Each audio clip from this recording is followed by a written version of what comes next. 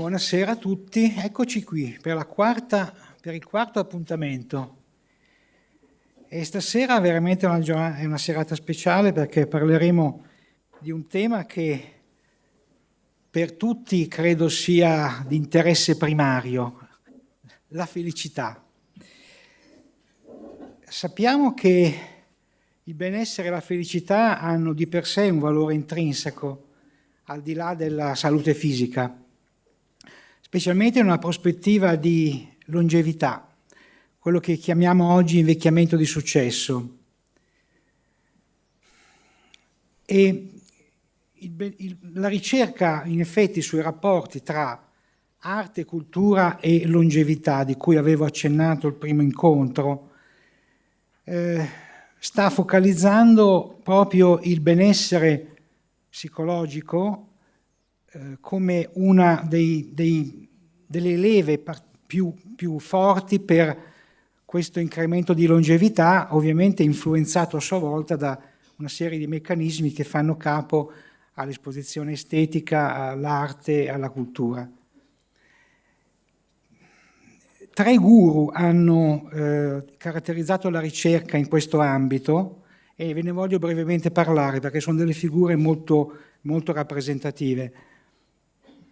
Il primo è Martin Seligman, che è uno psicologo accademico e saggista statunitense, nato nello stato di New York, che come vedete nel 1990 pubblica questo primo libro, Imparare l'ottimismo, e pone le basi di una disciplina che poi sarebbe diventata la cosiddetta psicologia positiva.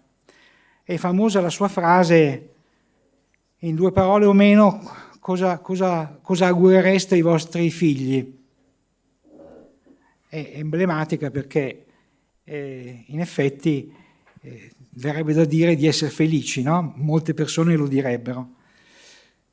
E nel 2002, dopo anni di studi e di ricerche, coinvolgendo vari specialisti di neuroscienze, scienze cognitive e comportamentali, pubblica un vero e proprio manuale che è questo, per una felicità autentica. Ha un successo strepitoso e continua poi a occuparsi di ricerca e quindi fonda veramente la positive psychology. Ne parlerà poi la professoressa Delle Fave dopo di me in questo piccolo video, che si distingue per il fatto che anziché focalizzarsi sulla riparazione di eventi negativi, mira invece al contrario a costruire le qualità positive. Quindi è una prospettiva molto diversa che si contrappone a tutta una serie di costrutti teorici che sono focalizzati invece sui deficit, sulle patologie, sulle limitazioni. Qui invece si vuole vedere quali sono i segreti di poter essere più felici e avere un migliore benessere psicologico. Un altro guru molto importante è questo Ed Diener, è uno psicologo americano e è stato soprannominato Dr. Happiness perché ha coniato il concetto e concettualizzato il termine benessere soggettivo e aveva anche ipotizzato che gli esseri umani possiedono una base genetica per questo positive affect a cui possono ritornare anche dopo eventi destruenti e orribili. Con 400 pubblicazioni e un numero di citazioni superiore a 250.000, è uno degli scienziati più citati al mondo.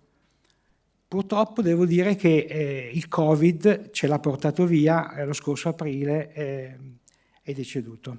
Quindi voglio ricordarlo stasera. Ecco, in questo articolo Diener prende in considerazione 26 studi che hanno focalizzato proprio il rapporto tra benessere soggettivo, felicità e sopravvivenza. Il numero dei soggetti che sono stati studiati in questi 26 studi è un numero enorme, di 310.000 soggetti studiati, quindi un corpus di evidenze veramente molto forte. E il messaggio proprio in pillole conclusivo suo di questo lavoro è che un alto grado di benessere psicologico aggiunge da 4 a 10 anni di vita rispetto ad un basso grado. E quindi lui dice, se consideriamo che oltretutto una persona felice ha una vita più piacevole, questo non è irrilevante per sottolineare l'importanza del benessere psicologico. Il primo degli articoli di questa review ve lo voglio fare vedere perché è veramente molto, molto interessante e abbastanza geniale. Questo pubblicato su Psychological Science, dove questi ricercatori cosa hanno fatto? Hanno preso le foto di squadre famose di baseball americane degli anni 50, le hanno analizzate e hanno graduato il sorriso di ogni persona nella foto, da un sorriso completamente assente, serio, oppure un grande sorriso, e hanno messo in relazione questa variabile con la loro longevità, perché hanno misurato questo negli anni 2000, e il sorriso prediceva la mortalità. Adesso non andate a vedere le foto di scuola perché potrebbe essere... Però io l'ho fatto subito e ho visto che avevo un bel sorriso, quindi mi sono rincuorato.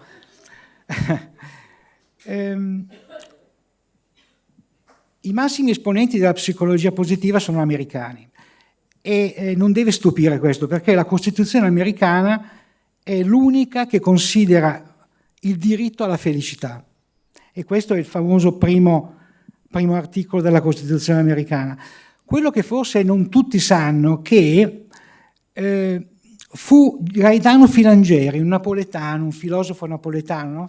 fine Settecento, che era in contatto con Beniamino Franklin, che ebbe il compito di stendere questa bozza, a suggerire a Franklin di sostituire in questo primo articolo diritto alla proprietà con diritto alla felicità. Quindi uno zampino è stato messo in realtà da questa parte dell'oceano. Il terzo guru di cui vi voglio parlare è uno psicologo ungherese, naturizzato statunitense, da un cognome veramente impronunciabile, Csikszentmihalyi, io lo chiamerò Mihaly per gli amici, lui non si offende. È famoso perché ha teorizzato questo che lui chiama lo stato di esperienza ottimale.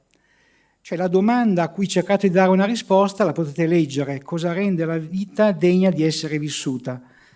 E dopo aver verificato da studi epidemiologici, statistici, che in realtà non era il reddito a dare la felicità, ha iniziato a osservare coloro che trovano piacere e soddisfazione duratura in attività che creano questo stato di esperienza ottimale, che lui definisce flow, flusso. Ecco come lui descrive proprio questa sua scelta di occuparsi di questo argomento.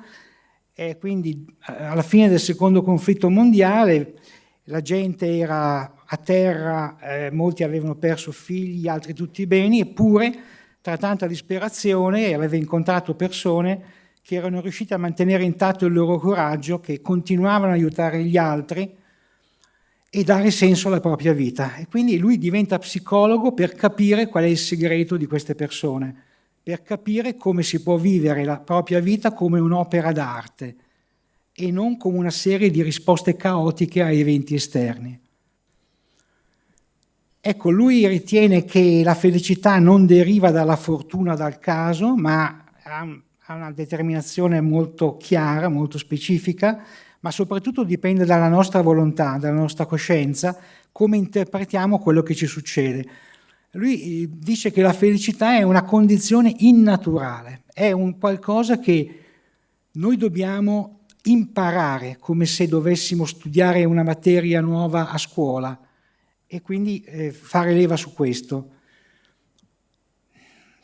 Ricordo questa bellissima frase di questa scrittrice giapponese, Banana Yoshimoto, che sottolinea come è necessario cogliere le piccole cose che danno felicità, dove si nascondono dei granelli che permettono all'anima di respirare, grazie alla quale si vive.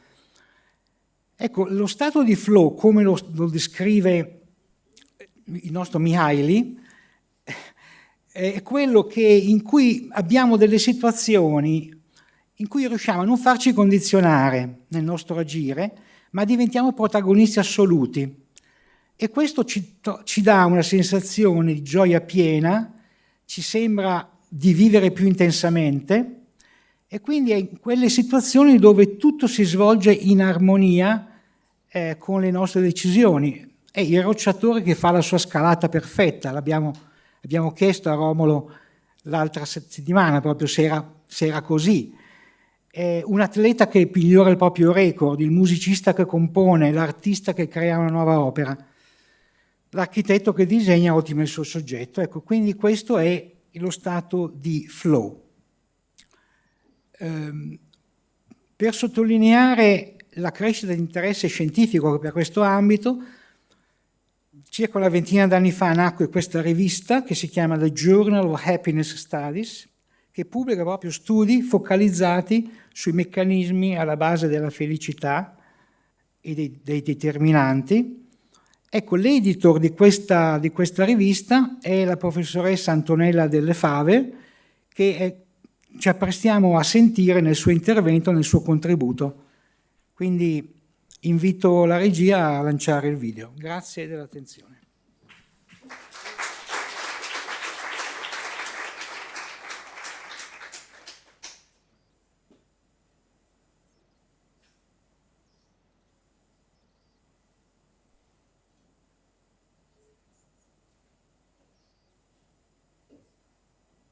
Buongiorno, io mi chiamo Antonella Delle Fave, sono una docente di psicologia generale alla Facoltà di Medicina dell'Università degli Studi di Milano e ringrazio gli organizzatori di questa serie di seminari per questo invito che mi permette di illustrare brevemente quello che finora sappiamo dal punto di vista scientifico di argomenti molto popolari oggi, il tema della felicità, del benessere, della salute psicofisica, di cui si è parlato tra l'altro molto anche in questo periodo, insomma, di pandemia, che ha portato, se vogliamo, alla ribalta un po' tutti questi temi nella doppia luce di positività e negatività.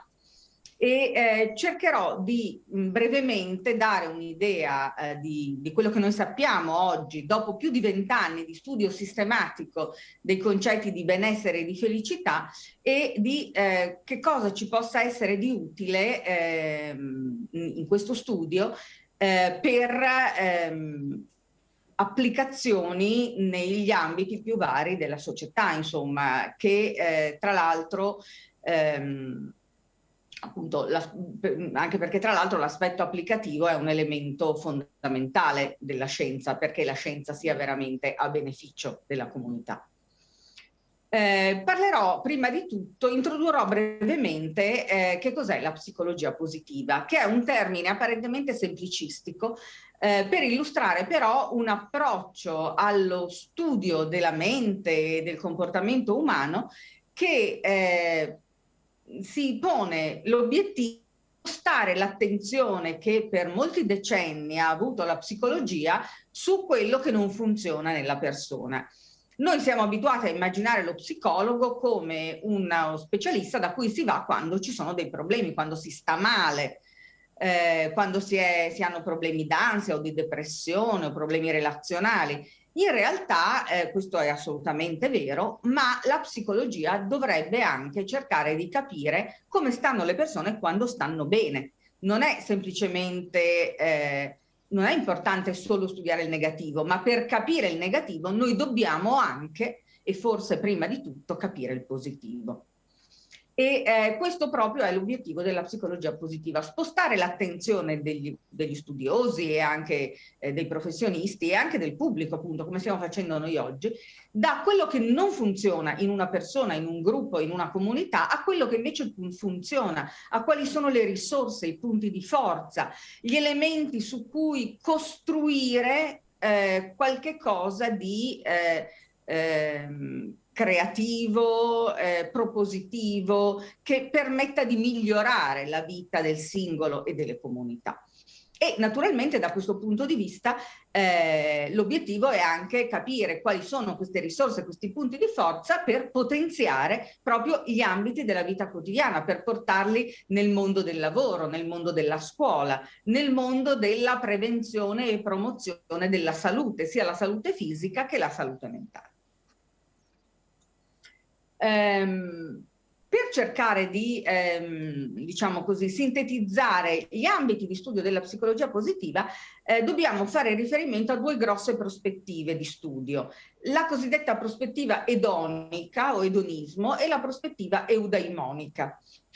Sono due termini mutuati dal greco antico e in realtà mutuati da due correnti filosofiche della Grecia dello splendore, diciamo, della Grecia antica nei periodi dello splendore, quindi V-IV secolo avanti Cristo, che vedevano il fiorire di filosofi, di scuole filosofiche che cercavano proprio di elaborare delle concezioni dell'uomo, delle concezioni non soltanto dell'essere umano, ma anche della polis, della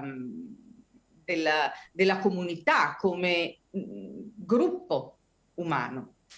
E gli psicologi oggi hanno ripreso questi concetti filosofici di base, che in realtà sono stati un po' in ogni caso dei nuclei portanti di tutta la nostra civiltà occidentale nella sua storia, per cercare di trasformarli in costrutti psicologici che potessero essere studiati attraverso il metodo scientifico, quindi raccogliendo dei dati, comparando i risultati in popolazioni diverse e quindi cercando di portare queste idee nella pratica quotidiana. La prima prospettiva è quella dell'edonismo, che fa capo ad Aristippo di Cirene del IV secolo avanti Cristo, che definisce il benessere come l'insieme di emozioni positive che predominano su quelle negative nel corso della vita quotidiana, il cosiddetto bilancio edonico, e una valutazione della vita in senso soddisfacente. Quindi la persona che gode di benessere soggettivo è la persona che ha in proporzione più emozioni positive che negative nella vita quotidiana e che mediamente si sente molto soddisfatta di quello che ha raggiunto, di quello che ha nella propria vita. Complementare, non opposta a questa prospettiva, è la prospettiva eudaimonica. Questa prospettiva fa capo invece all'elaborazione di benessere proposta da Aristotele. L'eudaimonia, come dice il termine, è quel demone buono, che secondo Aristotele alberga in ciascun individuo e che gli permette di tirare fuori il meglio di sé nella vita. Tanto è vero che nell'eudaimonia ci sono concetti come la capacità di vedere, di porsi degli obiettivi nella vita, la capacità di trovare un senso, dare un senso alla nostra vita e alle nostre azioni quotidiane, il coltivare delle buone relazioni con gli altri, l'accettarsi per quello che si è, con i propri punti di forza e le proprie debolezze, ma allo stesso tempo perseguire una strada di miglioramento, che non è soltanto miglioramento per andare verso il proprio ideale individuale, ma è anche un miglioramento che poi possa essere messo a disposizione degli altri all'interno della comunità. Quindi questi due aspetti sono complementari perché nella parte edonica si fa riferimento un po' alla dimensione del piacere, della soddisfazione, della gratificazione personale nello stare bene emotivamente nel raggiungere i propri obiettivi. Mentre la parte eudaimonica è più quella parte di costruzione, di diciamo formazione dell'individuo verso un ideale che la persona ha di se stessa e del mondo. Questo perché in realtà la prospettiva eudaimonica appunto è più collettiva in questo senso perché gli esseri umani sono animali che perseguono degli obiettivi. Noi siamo caratterizzati proprio dalle necessità di porci degli obiettivi anche a lungo termine, anche se non siamo sicuri che li raggiungeremo, ma che ci indicano una strada da percorrere, ci permettono di dare un senso alle nostre giornate e alla nostra vita in generale. Ovviamente questi significati e questi obiettivi sono molto legati alla cultura in cui viviamo.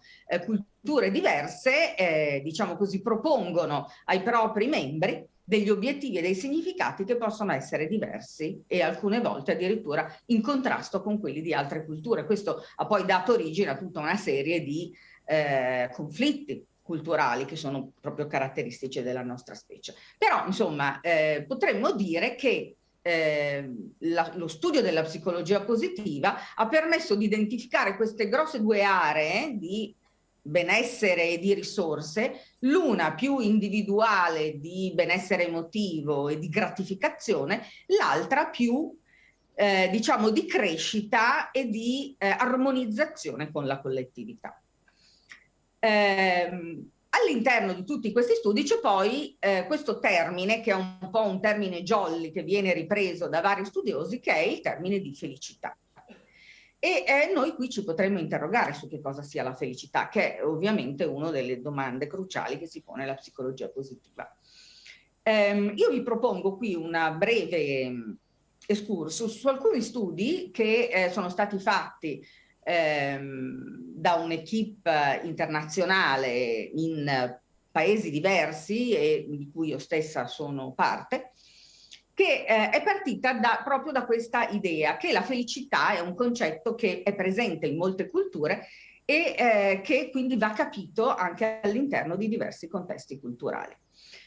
Intanto vi propongo un ragionamento su cos'è questo termine felicità, perché a seconda della lingua acquisisce dei significati diversi e siccome noi esseri umani lavoriamo con le parole è importante anche tenere conto di queste differenze.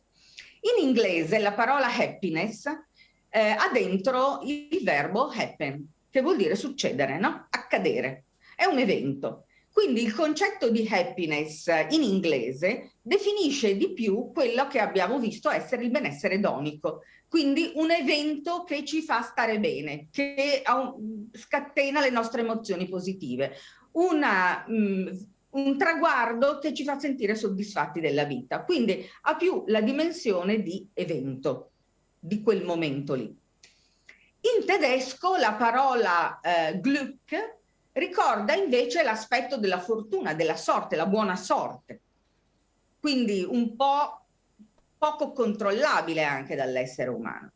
Nelle lingue neolatine la parola felicitas, che appunto viene dal latino, ha una radice indoeuropea che viene dal sanscrito, che è fe, che in realtà è comune a altre parole come feto, fecondità, fertilità, fede. In tutte queste parole c'è maggiormente una radice eudaimonica. Perché? Perché il feto, la fecondità, la fertilità, anche la fede, sono delle cose che si costruiscono. E quindi se noi diciamo che il benessere eudaimonico è la costruzione di significati, di obiettivi, noi vediamo che il termine felicità, per esempio in italiano, ma anche in spagnolo o in portoghese, si riaggancia a questa tradizione, qualche cosa che si fa, qualche cosa che si costruisce giorno dopo giorno. Non è tanto un evento singolo, ma è un processo. E quindi cosa possiamo dire? Che cos'è il benessere? Che cos'è la salute mentale? Perché a quel punto possiamo approdare ad un concetto di salute mentale. Che cos'è la persona? Chi è la persona che gode di buona salute mentale?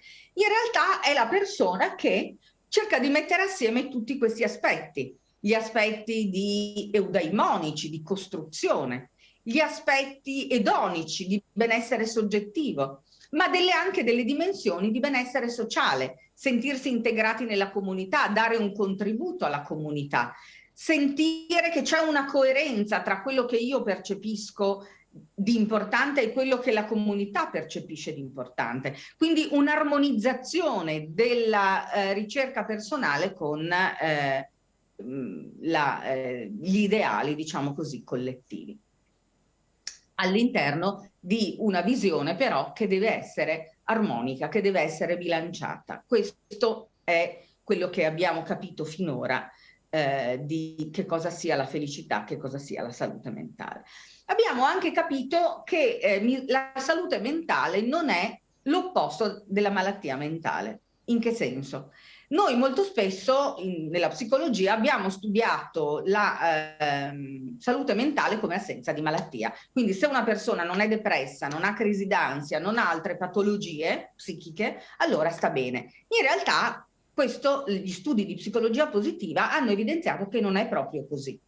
Godere di buona salute mentale vuol dire avere obiettivi, perseguire degli ideali, sentirsi soddisfatti della propria vita, ma ci sono delle persone che senza bisogno di essere depresse o ansiose sono poco interessate alla vita, poco motivate, non sanno veramente su che cosa vogliono investire. Sono le cosiddette persone languishing.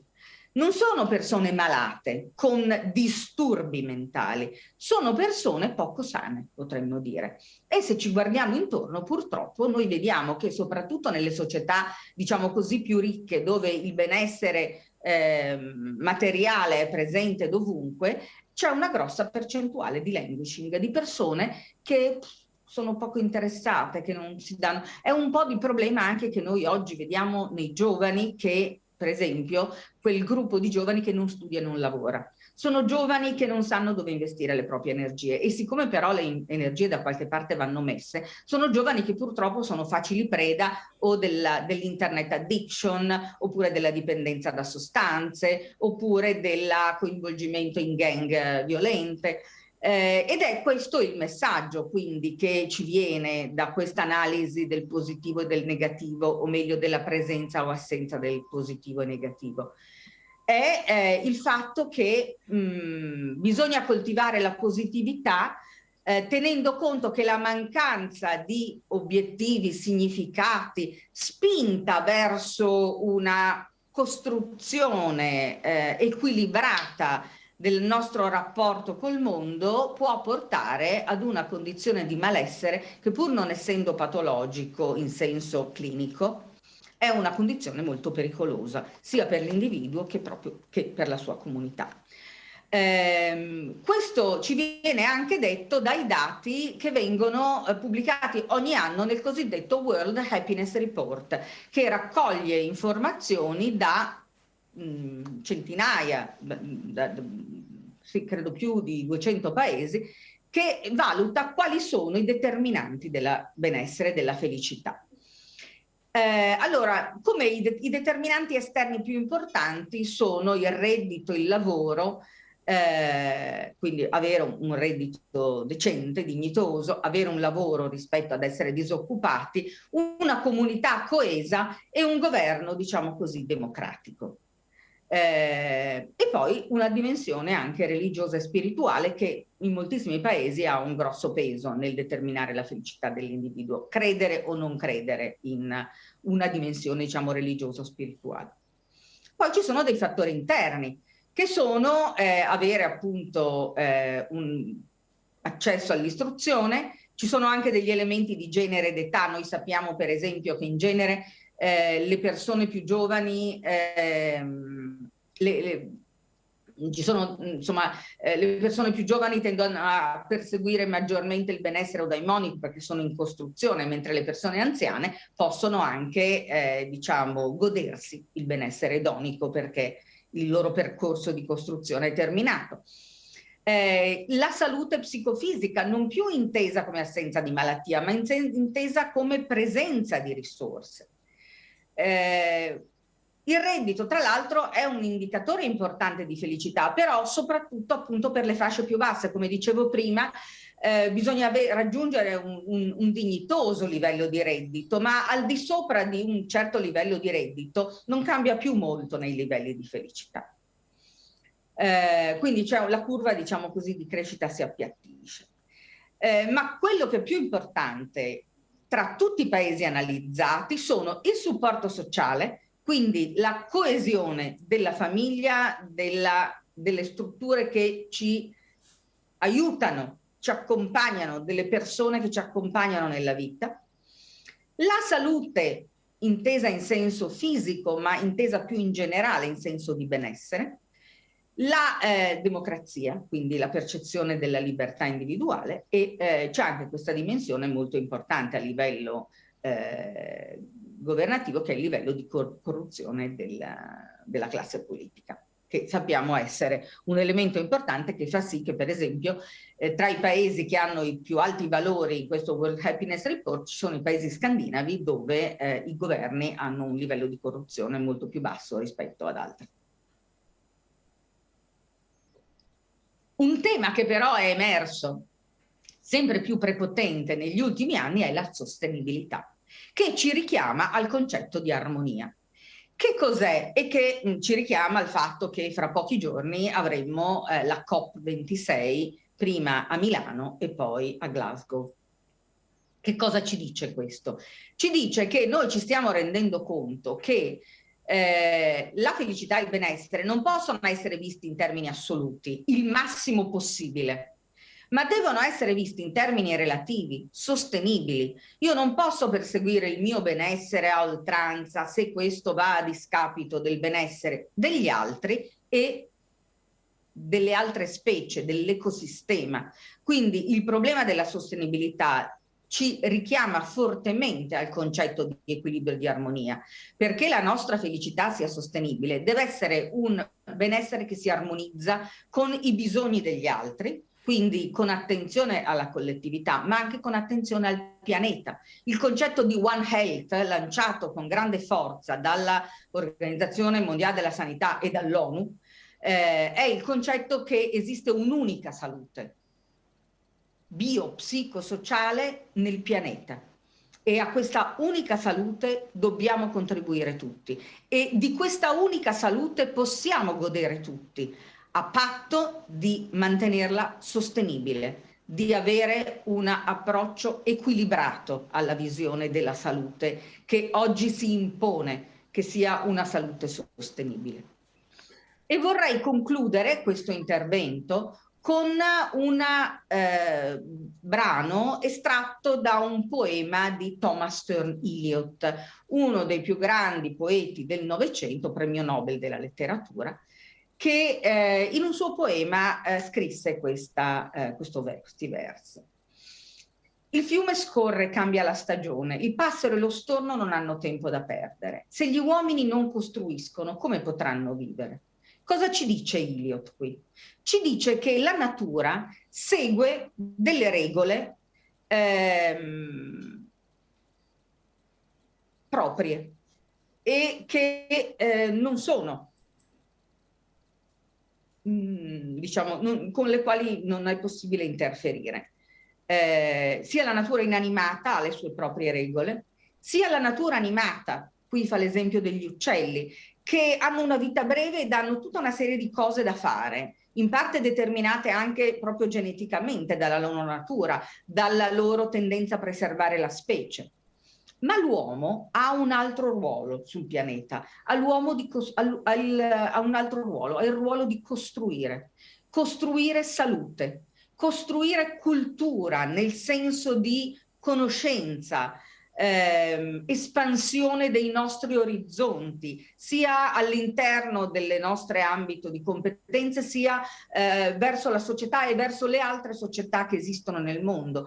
Ha l'intento di costruire salute One Health anche per il pianeta, salute sostenibile. Questo è il nostro compito. Il nostro compito è di costruire e di promuovere degli ideali che siano condivisibili a livello individuale, a livello di comunità e a livello, oggi si impone, planetario.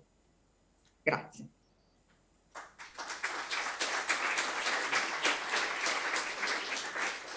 Adesso passiamo ad una parte più invece simpatica, perché avremo a che fare con due ospiti di grandissimo interesse, e quindi io chiamerei subito Daniele Finzi-Pasca, che non ha bisogno di presentazioni, perché mi sembra che sia qui nel luogo dove ci troviamo una vera e propria celebrità. Prego Daniele.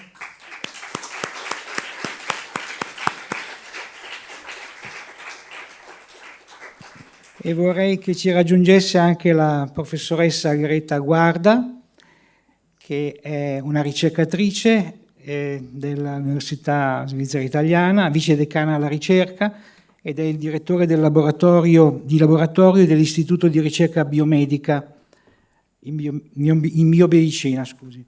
Quindi abbiamo due figure, come al solito, da una parte l'arte, dall'altra parte la medicina e la scienza. Vediamo che cosa succede a questo mix magico. Possiamo mandare il video adesso?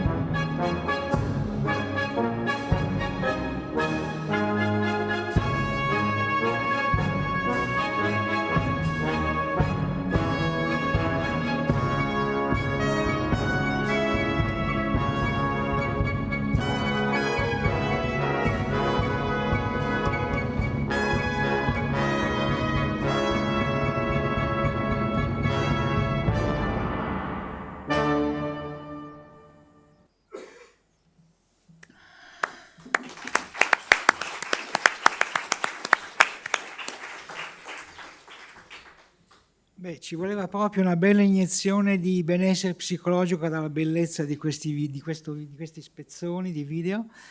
Quindi siamo molto ansiosi di sapere le considerazioni dell'artista di fronte a questa tematica che abbiamo svolto.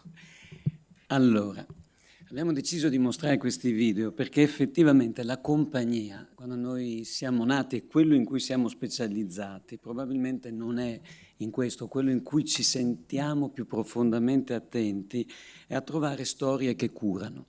Guy Laliberté vide Icaro, che è uno spettacolo all'opposto di tutto quello che poi abbiamo fatto, nel senso uno spettacolo nato per un solo spettatore, e a Milano si incominciò a ragionare 30 anni fa di presentarlo, anzi quasi 33 anni fa. Insomma, in ogni caso, l'idea di quello spettacolo era di immaginare un paziente accompagnato da un attore durante una notte passata in un ospedale, ma senza sapere che la persona che gli stava di fianco era un attore e che gli stava raccontando una storia.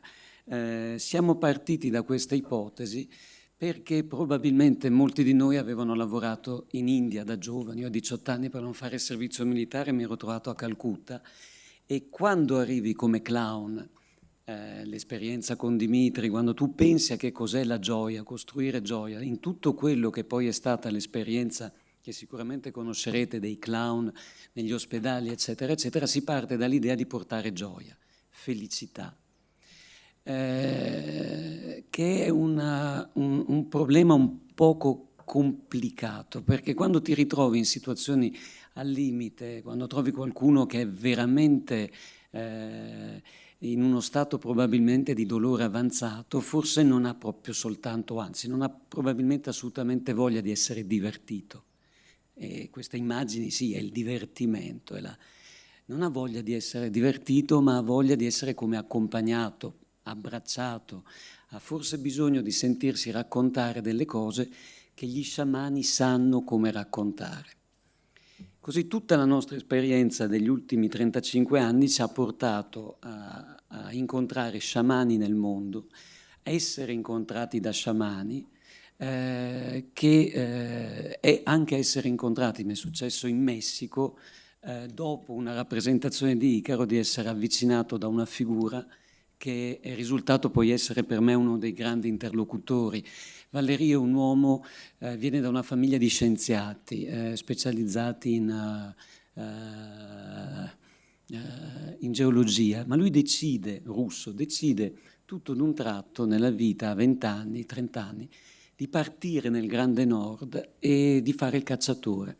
10 anni nella tundra, un elicottero veniva una volta all'anno, prendeva tutte le pelli, se le portava via, gli lasciava una certa dose di cose necessarie per sopravvivere. Quest'uomo sviluppa una serie di percezioni che probabilmente aveva innate, tutti ce le abbiamo, questa capacità di percepire cose che succedono, quello che non si potrebbe spiegare con la casualità, sappiamo, lo sapete meglio di me, voi scienziati, che troppo sarebbero calcoli di probabilità impossibili perché certe cose succedano, che ci si chiama esattamente nello stesso momento, tiri sul telefono, ma va ancora più in gradi di complessità. Lui è una persona che in questo momento a San Pietroburgo, dove esiste un ospedale dove da anni sciamani e uomini quindi di potere, che è una bellissima parola, un poco viene dall'idea latinoamericana, figure che hanno un potere perché sviluppano probabilmente delle capacità innate in tutti, semplicemente loro, come un musicista, tutti potremmo essere dei buoni musicisti, sì, ma dei buonissimi no, c'è anche una questione di talento. Vi sono figure che hanno questa dose di capacità, ma che poi si allenano a diventare assolutamente percettivi. E Valéry è uno che così è strano, il governo gli chiede, quando c'è qualcuno che si perde, degli alpinisti persi nelle montagne, lui con una semplicità micidiale indica dove stanno, sente, percepisce. Sono figure, è molto interessante anche perché durante la guerra fredda, e questo me lo raccontavano mentre eravamo con loro a San Pietroburgo, durante la guerra fredda spesso le delegazioni che venivano dai paesi dell'est non erano solo composte da politici o da diplomatici, ma tra di loro c'erano anche figure medianiche, perché avevano questa capacità di percepire quello che gli stava davanti diceva la verità, o addirittura di poterlo addirittura eventualmente influenzare.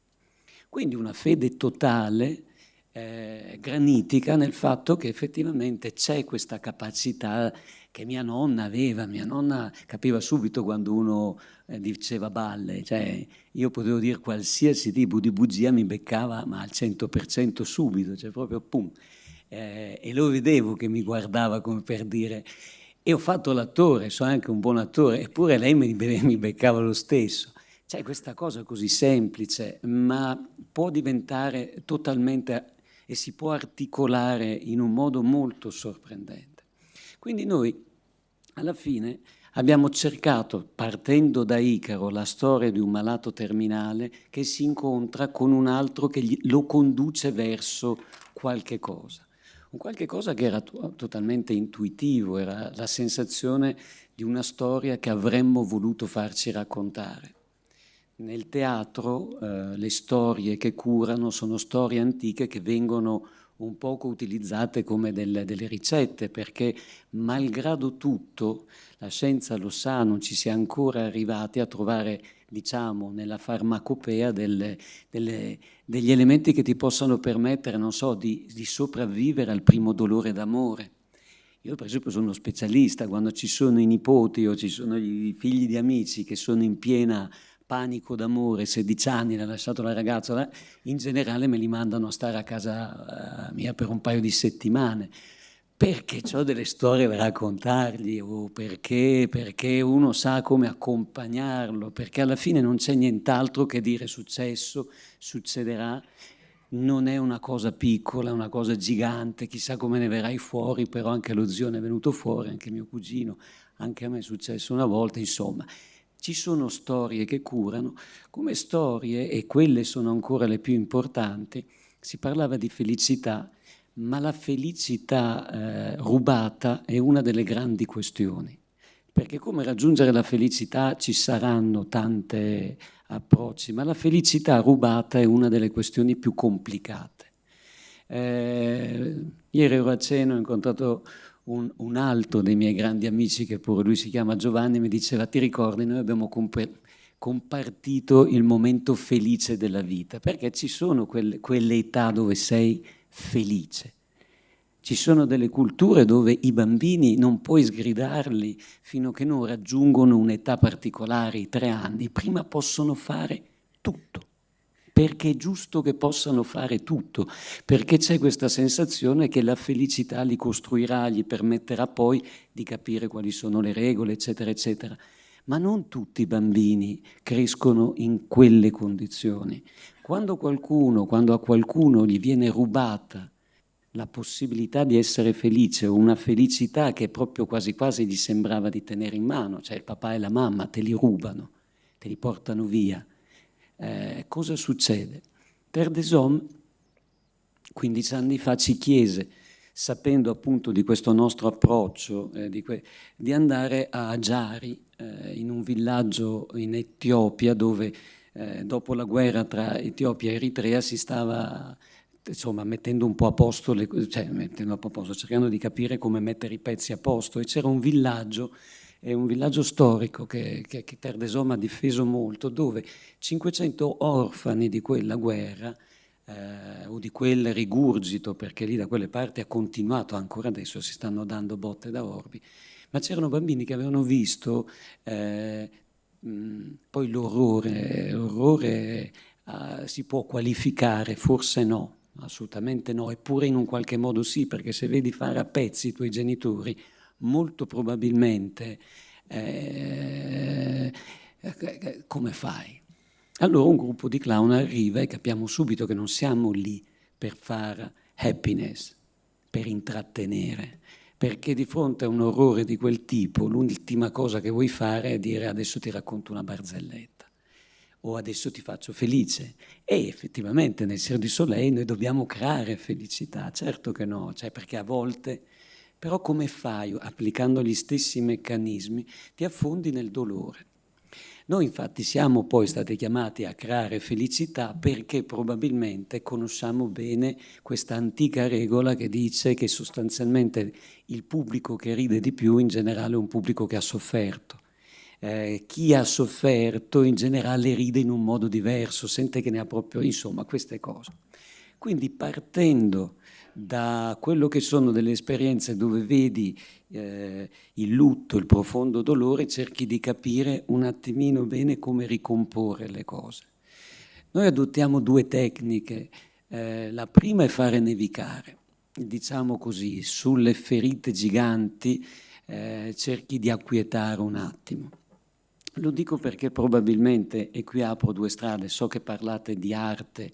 L'arte io non credo che sia necessariamente qualcosa che fa star bene, ci mancherebbe pure, perché c'è bisogno anche invece di ricordare dei drammi, c'è bisogno di non fare gli stessi sbagli.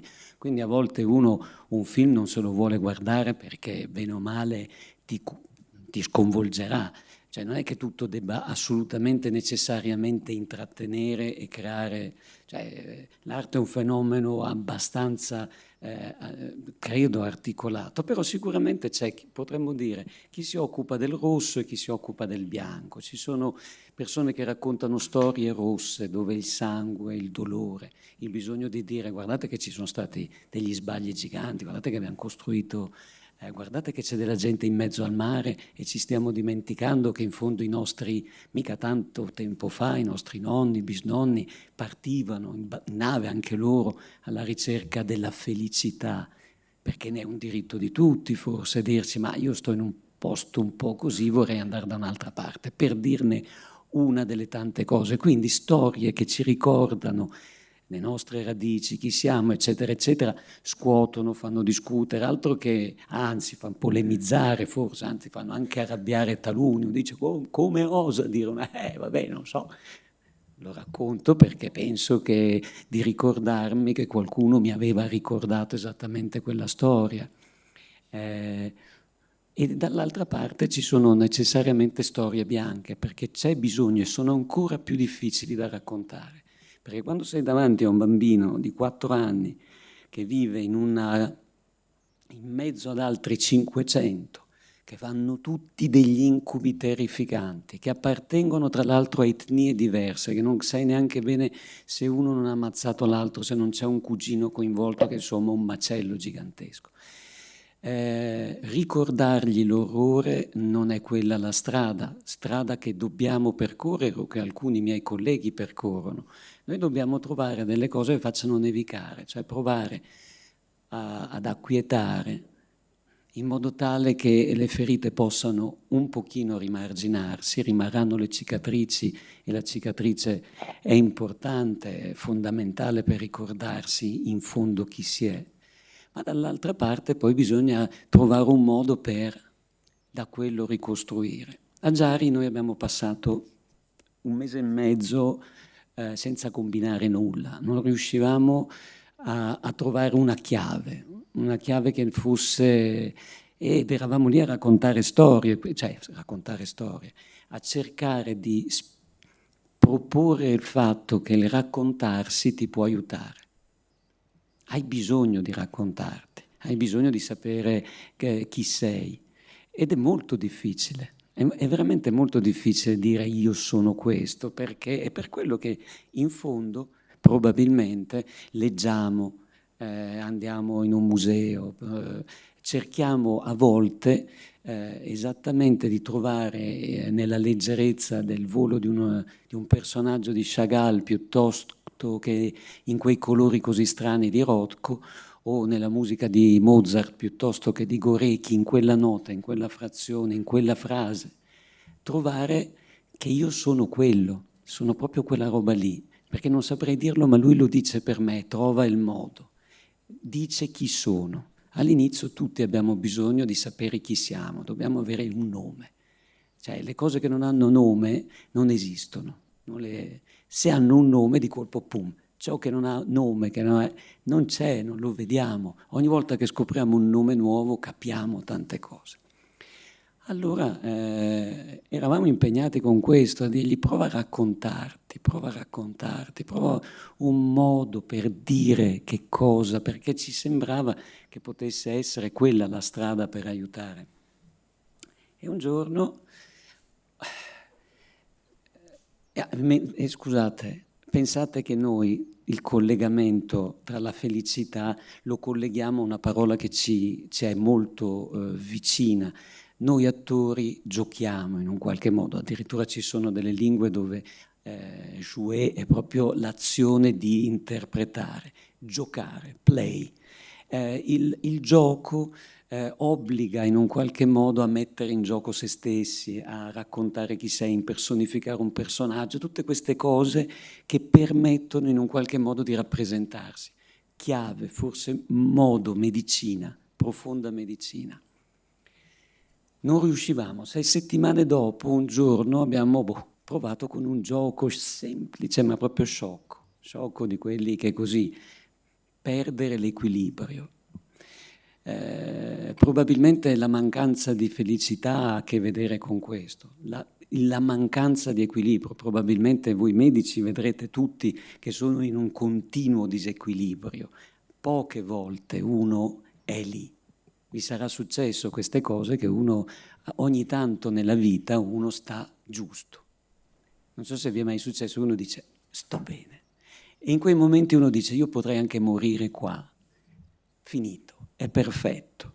Ma quella roba lì succede proprio cioè perché quella cosa che se tutto è giusto, però può succedere, ne abbiamo tutti questa esperienza. Se no tutti siamo in continuo recupero, equilibrio, camminiamo su un terreno scivoloso oppure su una fune oppure non lo so. In ogni caso abbiamo fatto fare questo giochino dove, sai, giri come si gioca da bambini. Un gioco che avevamo già proposto nei primi incontri con questi bambini, che vedevamo piccoli gruppi, a volte con gruppi più grandi, cercavamo di vedere un poco come affrontare la questione. E non volevano giocarlo. Era un gioco che non gli piaceva fare. Chissà come mai, proprio perché probabilmente se hai talmente sofferto l'unica cosa che hai voglia è di cercare di stare sui tuoi piedi, mica di addirittura perdere l'equilibrio, anche perché magari l'hai perso l'equilibrio e non c'era nessuno intorno e quindi ti sei sfracellato, spiaccicato per terra e ci sei pure magari rimasto e anzi ti senti ancora lì.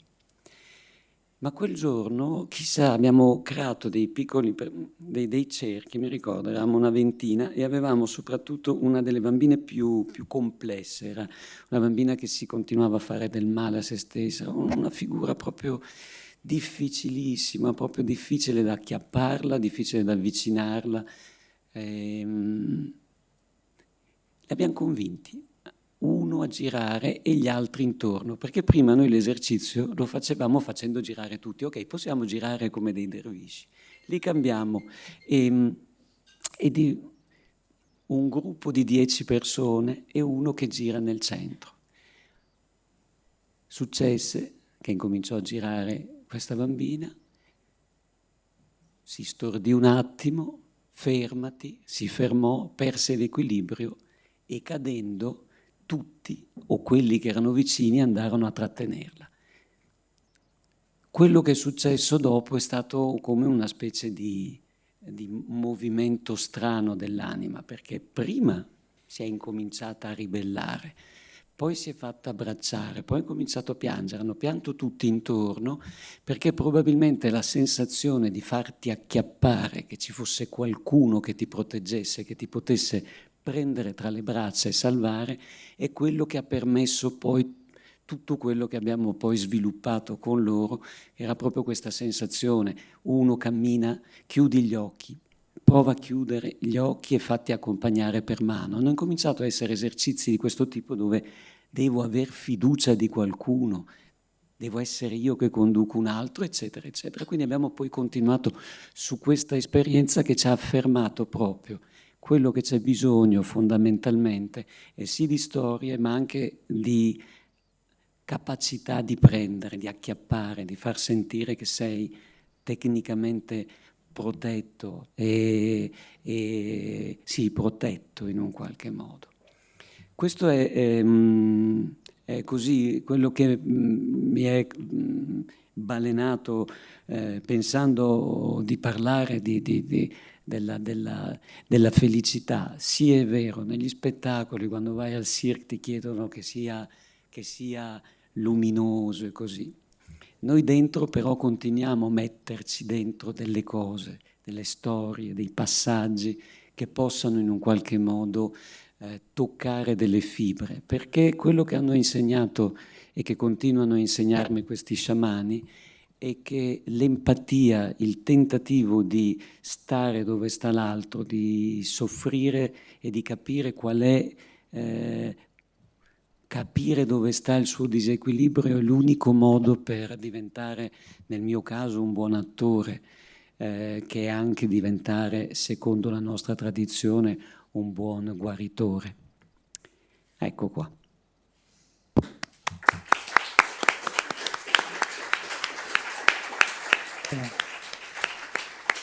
Grazie per questa testimonianza, per questi spunti, per questi tratti di umanità che avete raccolto nella vostra esperienza, avete cercato di distribuire. E ci sarebbero molte riflessioni da fare su tutto quello che è stato detto, per cui non so se adesso è il caso di passare. Ho preso molti appunti, ma magari in un'altra occasione lo faremo. Sicuramente il tema dell'empatia è basilare perché, come tu sai, spesso in medicina ci si lamenta della mancanza di empatia. Questo tra i pazienti e il proprio medico, ma anche tra i colleghi stessi. E ci sono addirittura delle scuole di empatia che vengono proposte e degli studi per vedere se alcuni tipi di interventi migliorano l'empatia. Proprio dopodomani ad Alessandria sarò lì per parlare di questo. C'è un progetto che coinvolge, cioè le medical humanities, sono l'espressione di una nuova disciplina che sta nascendo dalla medicina, che vuol tener conto di tutto questo. Purtroppo nella scienza noi siamo sempre legati ad avere questo diktat. Dobbiamo dimostrare qualcosa, ci deve essere qualcosa di quantificabile che deve essere portato in evidenza, però siamo consapevoli che molte cose esistono pur non essendo visibili ancora dalla scienza. Potranno magari fra qualche anno diventarlo, improvvisamente scopriremo che la cosiddetta telepatia ha una base solida fisica che al momento non è nota, ma molto probabilmente ce l'ha. Ci sono stati anche degli esperimenti fatti negli Stati Uniti da un ricercatore che si chiama Persinger, che dimostrò la possibilità di influenzare l'elettroencefalogramma di una persona dalle due parti dell'oceano, con degli esperimenti molto controllati e molto, molto rigorosi. Noi nell'istituto che dirigo vicino a Como usiamo la teatroterapia per l'autismo e quindi riconosciamo che il teatro ha un grande valore, io direi di educazione. Forse era proprio quello che spingeva nell'antica Grecia a portare a teatro le persone, era una sorta di educazione emozionale. Cioè ti faccio provare delle emozioni che magari tu nella tua vita non avrai la possibilità di provare, perché alcune sono emozioni molto sgradevoli, molto forti, ma te le faccio provare e tu le proverai in un ambiente protetto. Potrai sperimentare sulla tua pelle cosa significa perdere qualcuno, perdere una madre, vedere soffrire, eccetera. Quindi questo sicuramente è un grande valore e sono d'accordo che l'arte non è sempre la cosa bella, la cosa che rende felici, ma deve secondo me suscitare delle emozioni. Forse questo è il più grande scopo dell'arte. Scusate la digressione, ma lui mi ha detto talmente tante cose che a un certo punto bisogna anche commentarle. Adesso magari cambiamo settore, andiamo nel settore della medicina e della scienza, e quindi la professoressa Guarda si occupa di ricerca, e visto che il tema della puntata dell'edizione di stasera è la ricerca della felicità, ma c'è anche la felicità della ricerca? Va bene, grazie mille.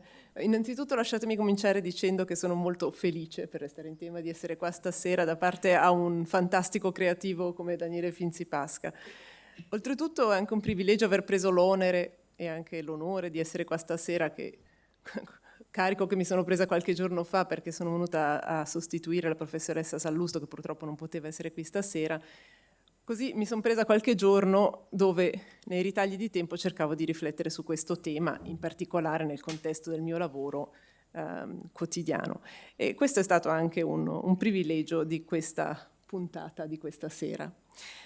Beh, il ricercatore per definizione cerca qualcosa che non sa esattamente cosa sia, ha un'ipotesi e deve perseguirla. L'ipotesi quasi sempre è sbagliata ed è perfettibile tutto il tempo, e quindi il nostro lavoro, se lo volessi giudicare un po' dall'esterno, direi è molto frustrante. Quindi il ricercatore, secondo me, deve già avere un'indole proprio fatta apposta per fare il ricercatore, per passare molto tempo a tendere verso qualche cosa che non sa ancora cos'è, ma sapere che quella ricerca è qualcosa di implicito nella scoperta e che la renderà ancora più bella dopo. Quindi sì, c'è piacere in questa frustrazione della ricerca, in tutto questo lavoro che facciamo, che soltanto qualche volta, ogni tanto, va a buon fine. E sì, quindi credo ci sia un'indole particolare nel ricercatore che ci porta verso questo lavoro. E mi ricollego un po' a quello che diceva la professoressa Delle Fave nel video di introduzione. Trovavo molto interessante che lei diceva uno degli aspetti della felicità è il fatto di avere un obiettivo, di tendere a qualcosa. Questa è una delle cose importanti. Beh, noi nel nostro quotidiano abbiamo una domanda, vogliamo risolvere un problema biologico, un problema del sistema immunitario nel mio caso, quindi noi perseguiamo questa domanda, cerchiamo di capire come questa domanda si traduca in termini biologici, in termini della natura, di come siamo stati fatti, e questo è già qualcosa che ci dà felicità, ci dà un tendere verso qualcosa, verso un ideale, ma poi penso come comunità scientifica c'è un tendere a qualcosa di ancora più ampio, che è proprio, diciamo, rendere propri tutte le scoperte della comunità scientifica e in fondo cercare di vertere verso una migliore cura del paziente nel nostro ambito della biomedicina. Quindi credo che sì, c'è felicità nel fare ricerca, c'è felicità nel quotidiano, nell'avere i piccoli passi verso la propria scoperta, e c'è felicità nella comunità scientifica, prendendo veramente insieme tutte le gioie che la nostra comunità riesce e tutte le scoperte che riesce a dare poi alla società. Benissimo, grazie. Il psicologo ungherese impronunciabile ci ha parlato di questo stato di flow, che noi potremmo tradurre con un termine più semplice, estasi, cioè che lei diceva tutto giusto, perfetto, quel momento in cui uno realizza che è tutto perfetto. È frequente nella vostra attività professionale questo stato o è molto raro? La catarsi, la ricerca della catarsi è probabilmente la ricerca è l'anelito di qualsiasi uomo di teatro. Sa e succede quello che tentavano i greci, che pensavano proprio ad Epidauro quando hanno costruito questo mirabile teatro in una zona dove c'erano altre cose, esperienze strane come labirinti, eccetera, eccetera, che erano considerati quindi probabilmente, si azzarda, come luogo di terapia, quindi pure il teatro. Quando si crea un fenomeno di catarsi, succede qualche cosa, ti succede pure sulla scena. È catartico e quando esattamente per una ragione molto particolare le cose si allineano, tutto sembra perfetto per un istante, per un momento, per una frazione probabilmente di momento. Ma quando succede si spande come un piacere gigante. Per capirlo, leggendo Hemingway, Unamuno, che descrivono la corrida, si capisce un poco che cos'è questo fenomeno, nel senso che piaccia o che non piaccia, ma senza guardare quello che succede lì, ma guardando cosa succede nel pubblico. Capita questa cosa strana, tu vedi in una corrida la gente che sta parlando, bevendo, mangiando, fino improvvisamente un momento dove vedi che un'arena come quella di Città del Messico, gigantesca, tutti, silenzio, perché qualcosa di giusto sta succedendo. E la giustizia in quel caso, quell'eleganza di movimento, di furia, di intesa, di sfida, la furia animale, che deve essere giusta e misurata, non può essere un toro troppo scatenato, ma non deve essere troppo manso, il gesto perfetto, l'aria, chissà, ma tutto in un tratto. E quelle pause creano quelle pause che a volte ci succedono. Quindi la catarsi crea come una specie di pausa, di sospensione. E quindi sì, lo si sperimenta, o almeno si cerca di portare lì. Ma se mi permetti, visto che siamo in un ambiente di medici, e Giovanni lo sa che io su sta cosa qui ci picchio sempre su sta cosa qua, questo punto particolare dove uno sta così è tutto quello che ci fa fare quello che avete visto. Noi usiamo macchine sceniche, Strehler che mi ha appassionato con tutte queste cose, la luminescenza, questa, semplicemente perché uno ha voglia di mettere il pubblico in quella posizione, lì sulla punta della sedia, dove sospensione, e in quel momento magari puoi dire una cosa, quello che vuoi dire, quello che vorresti dire, passi il testimone di una storia che ti hanno raccontato. Ma voi altri medici lo avete gratuita quella roba lì, lo avete gratis. Cioè voi avete una quantità di gente, soprattutto se vi occupate di cose delicate. Cioè quando tu vai in una sala d'aspetto e hai tuo figlio che magari è malato o tua moglie che è molto malata o pensi anche a te, tu sei sulla punta della sedia.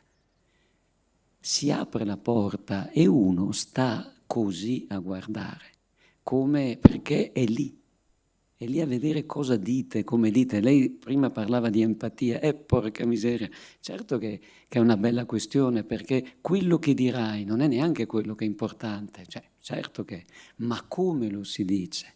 Infatti uno torna a casa e dice, cosa ti ha detto il dottore? Ha detto che, ma come l'ha detto? Ma secondo te l'ha detto, ma pensavo un'altra, ma l'ha detto, e poi uno ci rimane dentro con quello, e poi ne parla a casa, e poi ne si parla. C'è gente che 15 anni dopo, 20 anni dopo, dice quella volta che ho portato mio padre,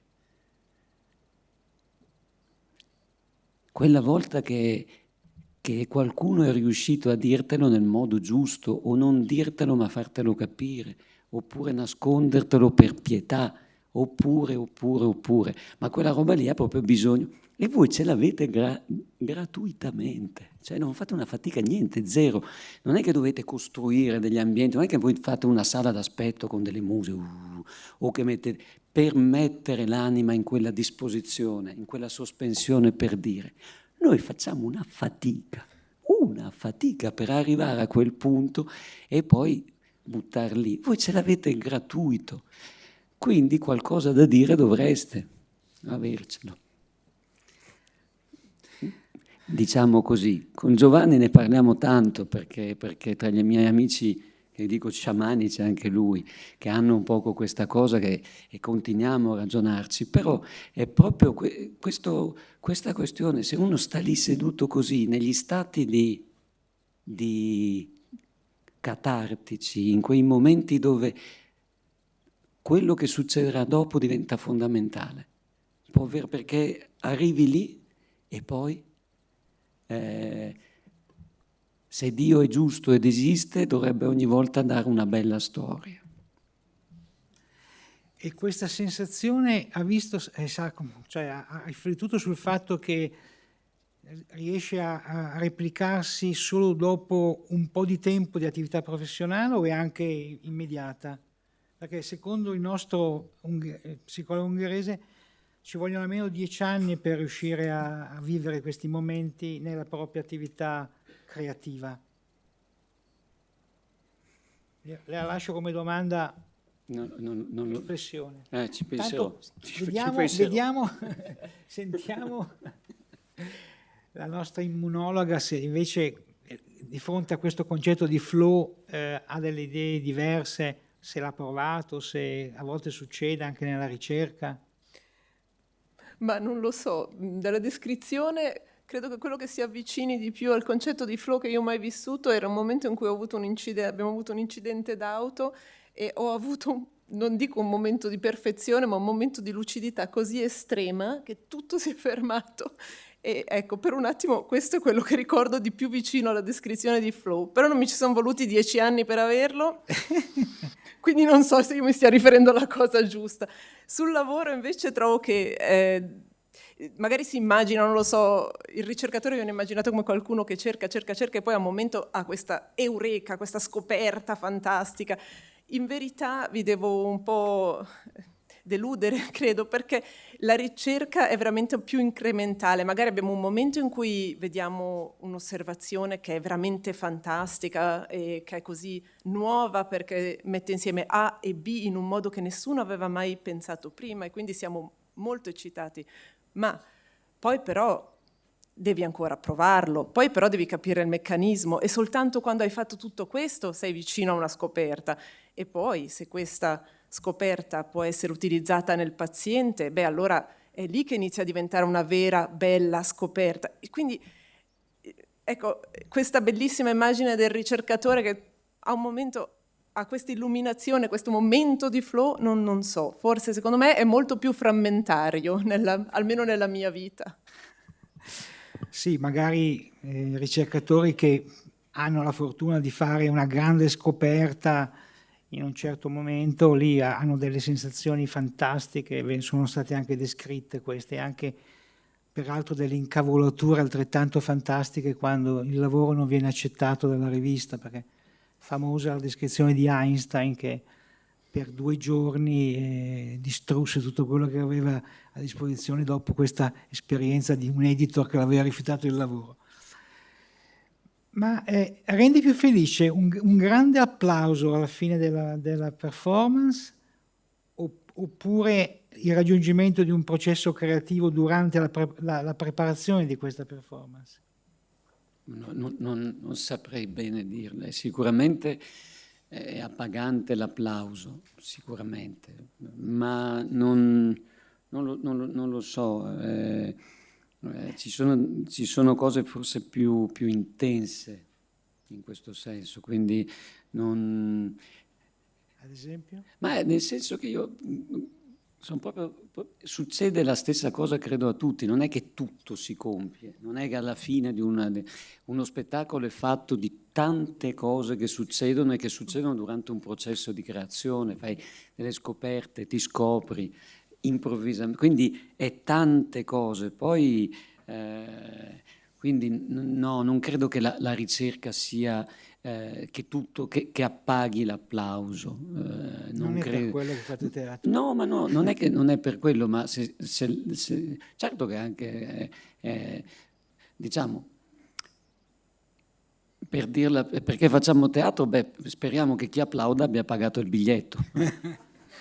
Se hanno pagato il biglietto e applaudono, tanto meglio. Se hanno pagato il biglietto e non applaudono, vabbè, insomma, così. Se non hanno pagato il biglietto, lì è un po' una seccatura, diciamo così. Per quello facciamo teatro, perché dobbiamo anche in un qualche modo sopravvivere.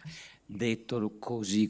Però la felicità o questa cosa, questo credo che sia fatto di tante piccole... Vi ho torturato abbastanza. Io vorrei che adesso invece il pubblico potesse fare delle domande, se c'è qualche cosa che vi ha colpito, se qualche considerazione, anche un quesito. Avete la vostra chance.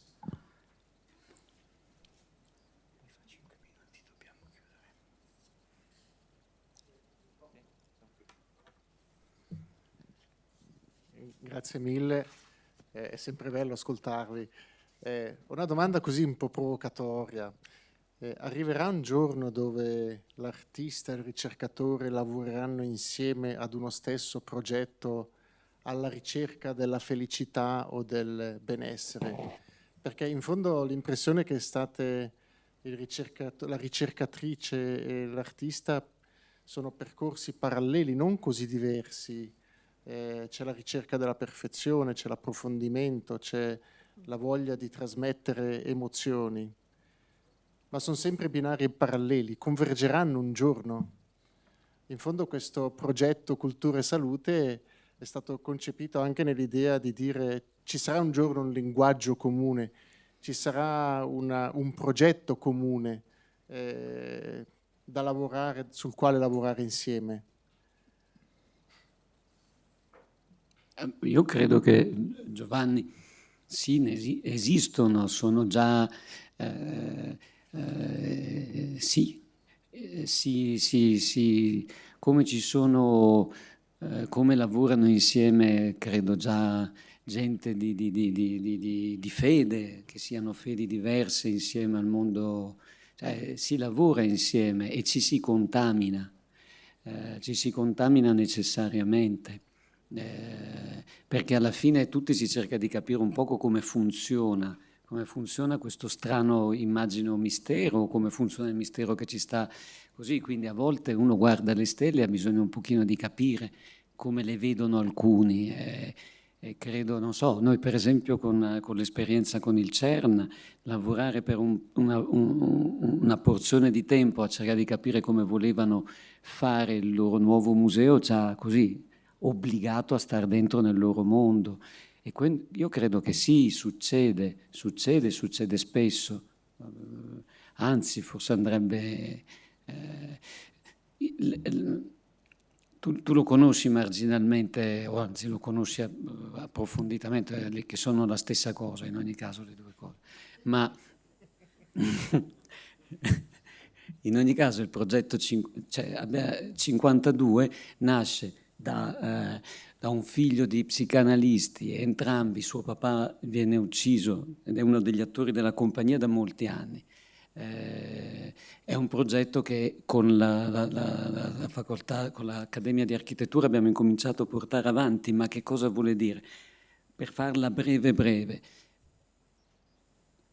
vieni privato della presenza di tuo papà, viene ucciso tuo padre quando hai 12 mesi, 14 mesi a casa tua in Argentina, a Buenos Aires, perché è un medico che sta in un qualche modo continuando a resistere a questa dittatura militare che stava arrivando. La madre porta via il figlio e gli costruisce una vita in Messico. Diventiamo amici, diventa un attore molto bravo, perde sua mamma e ritorna in Messico. Arrivato in Messico incomincia a fare i conti con quello che è come aggiustarsi, come mettersi a posto. E Pablo inventa questa idea di creare una maquette. Crea una maquette del quartiere dove è cresciuto, ma neanche se ne ricorda, 12-14 mesi, ma dove poi successe questo momento traumatico dove viene trucidato suo padre. Questa maquette è una maquette che lui costruisce, diciamo, da un punto di vista emozionale.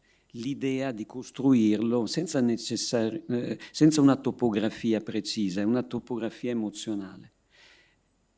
Recentemente, tu lo conosci bene questo progetto, incominciamo a trasportarlo, incominciare a dirci come lo facciamo diventare terapia. È già terapia, è già utilizzata questa tecnica che stiamo continuando a sviluppare, tant'è vero che per esempio in Francia chiamano Pablo per lavorare con le vittime, diciamo, parallele, non quelli che sono, naturalmente, insomma, le persone che sono sopravvissute al Bataclan, che sono sopravvissute a momenti di questo tipo. Quindi costruire maquette che riproducessero un frammento molto preciso, traumatico di un'esperienza. L'idea che invece che creare semplicemente su un piano orizzontale, scrivere, ma dargli invece elevarlo, costruire, quindi dover dire io ero quello, oppure il terrorista che deve prendere le fattezze di qualcosa, tu devi costruire incomincia a permettere di elaborare in un qualche modo qualche cosa. È arte? Non lo so, sicuramente è costruire, dare degli strumenti dicendo prova a giocare con questo, prova a rappresentartelo, e lo stiamo facendo in collaborazione con degli istituti che sono più, che affrontano la cosa da un punto di vista più psicologico, psicanalitico, e si vede un attimino come tutto questo, e credo che sarà quello che fa lei nel suo istituto, immagino. Certo.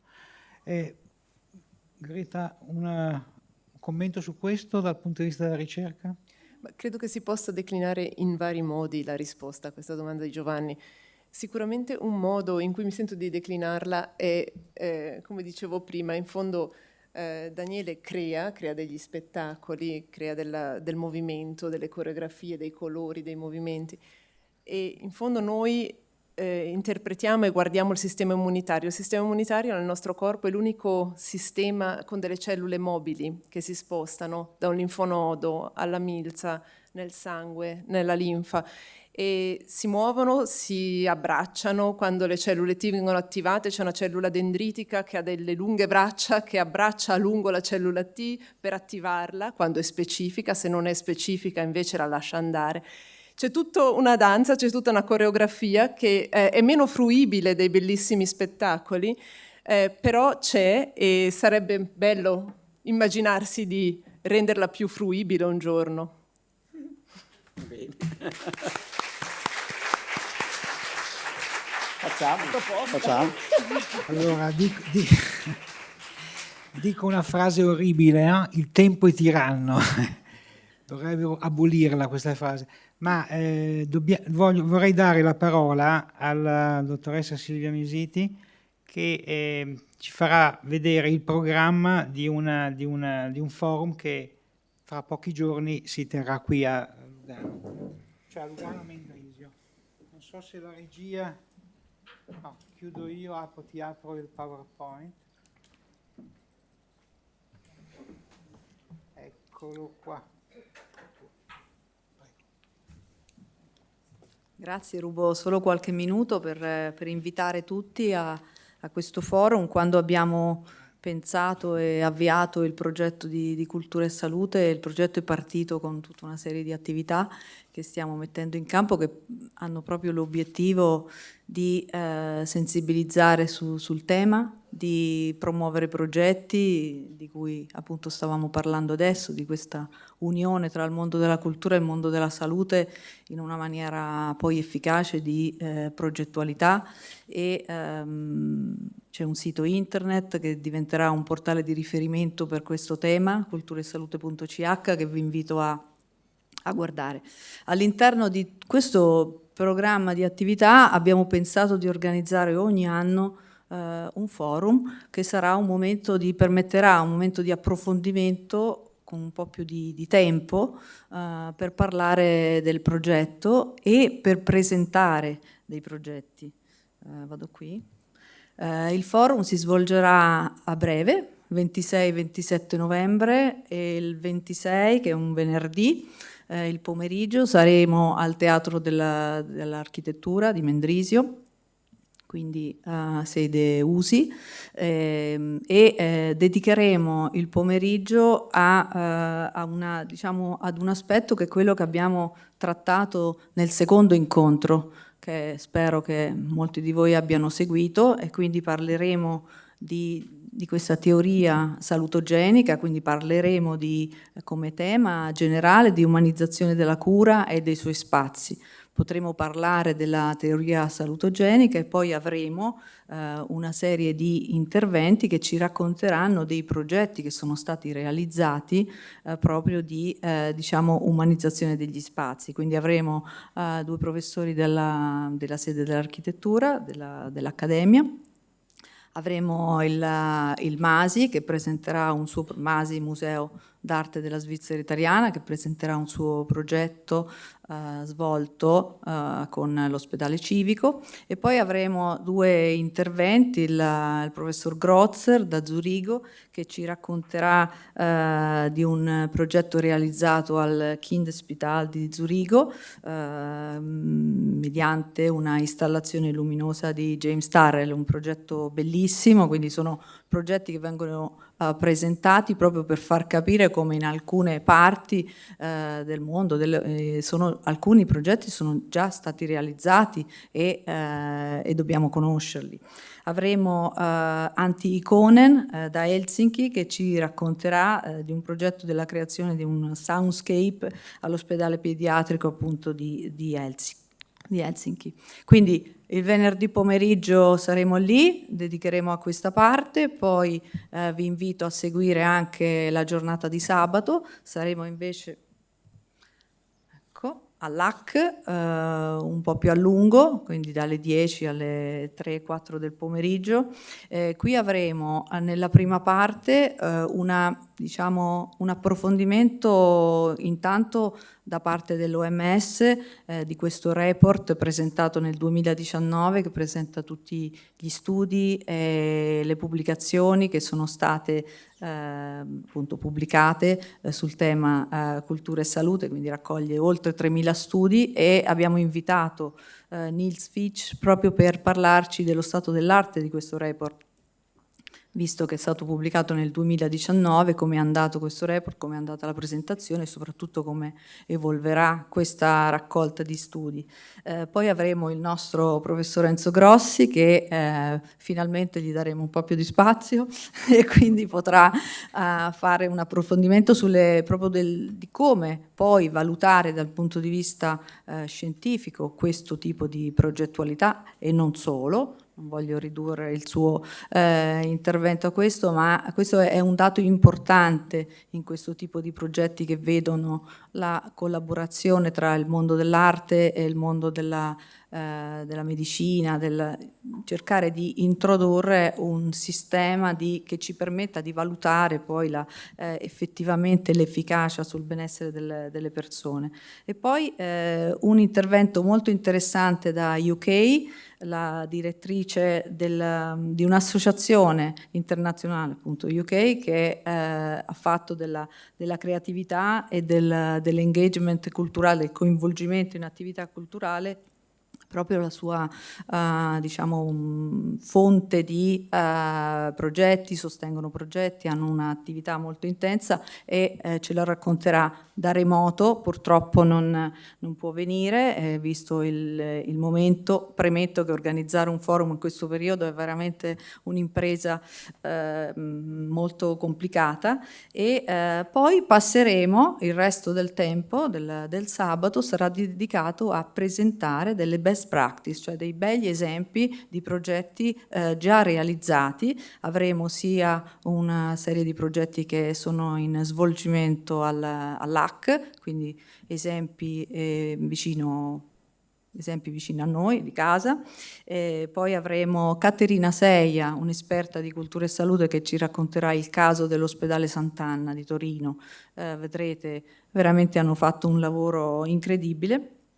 E poi, visto che il forum è stato associato a un bando, una call for case studies, in cui abbiamo appunto abbiamo inviato questo bando sia al mondo sanitario che al mondo della cultura in Svizzera, dedicando una certa attenzione al Ticino, perché il bando è stato aperto per un breve periodo e sono veramente molto contenta, tutti noi del team della partnership siamo molto contenti dei progetti che abbiamo ricevuto e daremo spazio nel pomeriggio sicuramente a 3 progetti che verranno presentati. Sono 3 progetti ticinesi notevoli, molto ben strutturati. Io non svelo niente perché dobbiamo ancora fare le comunicazioni ai finalisti, però quella sarà la loro sede per raccontarlo.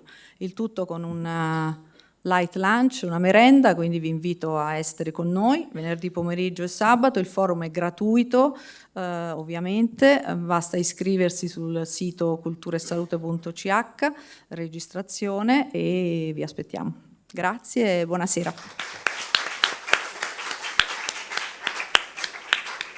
Bene, allora con questo credo che possiamo concludere la serata e il prossimo lunedì parlerà qualcuno più esperto di me, molto più esperto di me, di un meccanismo che permetterebbe di spiegare questo effetto corrida di cui ci ha parlato Daniele, cioè i neuroni a specchio.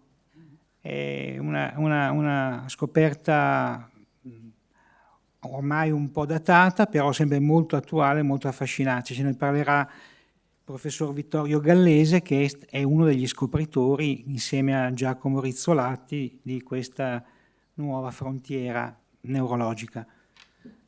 Con questo ci salutiamo, buona continuazione e viva la cultura e salute.